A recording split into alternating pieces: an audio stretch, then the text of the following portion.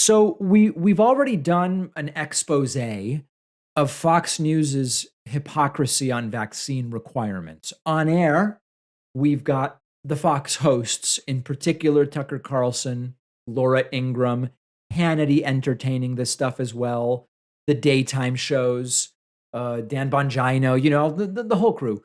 They've been softly and sometimes not so softly pushing against vaccines, promoting unproven treatments and cures, certainly against the vaccine requirement, very aggressively against them. And yet, behind the scenes, we learned that Fox News has an even stricter vaccination policy than the one that Joe Biden proposed. You've got to not only be vaccinated, but if you aren't, you've got to be testing daily rather than weekly, and you've got to be wearing a mask. Okay, we talked about it already. We know about the Fox News hypocrisy. But what about Newsmax? Because Newsmax, the even further right network, has been completely off the rails in an even wackier way than Fox News on vaccines, COVID, and COVID related conspiracies. And it turns out that this week Newsmax had a holiday party in New York City. And yes, everyone had to present proof of vaccination in order to attend. A negative test alone would not suffice. You must show your vaccination card or a picture of your vaccination card. Here's the notice that Newsmax sent out, which says, reminder on Newsmax holiday reception, city regulations require that you show a vaccination card. A COVID test alone is not sufficient. Now, Newsmax made completely clear that as a company, they have no vaccine requirement whatsoever. This is a requirement for this particular holiday party because it's in New York City, and these are New York City rules. But wouldn't you think that if this goes against their principles, if they are so opposed to any such requirements, wouldn't they put their money where their mouth is and stand in defiant opposition? Have the party in some other state, have the party at a private residence, find some way around it. Like, it doesn't seem like it would be that hard, right? Now, in their defense, and I have no interest in, I want to encourage good behavior, not just call out bad behavior. Newsmax has parted ways with a couple of the wackier anti-vax people that they've had on air. There's this guy, Steve Cortes, former Trump advisor.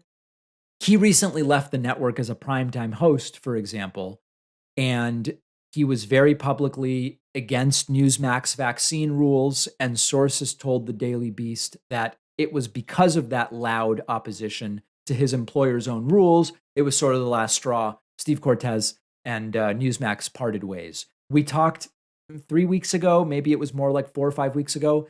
The White House correspondent, Emerald Robinson from Newsmax, she was in bonkers cuckoo for Cocoa Puffs land, tweeting about bioluminescent tracking devices in the vaccine. And what else was she talking about? Luciferase and did she talk about a black light? I don't even remember. Anyway, she is not coming back to the network after her completely off the wall claims about the vaccine. So good for Newsmax as far as that goes. I've actually had a couple of very polite exchanges with some higher ups at Newsmax. They're not obviously crazy. It does seem like it's for money, meaning it's sort of a grifty thing that Newsmax is operating. Maybe I'll say more about that in the future. I don't want to sort of out anybody there. But Newsmax clearly not standing in opposition strongly enough to vaccine requirements to say, we are going to a private residence, or we'll do it in, I don't know what the rules are in New Jersey, but maybe we'll do it over the river in New Jersey or somewhere else. They are just going with the rules. And it is not a shock given what we've seen Fox News do and all of these other complete and total hypocrites. Let me know your thoughts about that. We'll have more coverage of this on our Instagram, which you can find at David Pakman Show. We will take a quick break. A lot of exciting things coming up on the program in mere moments.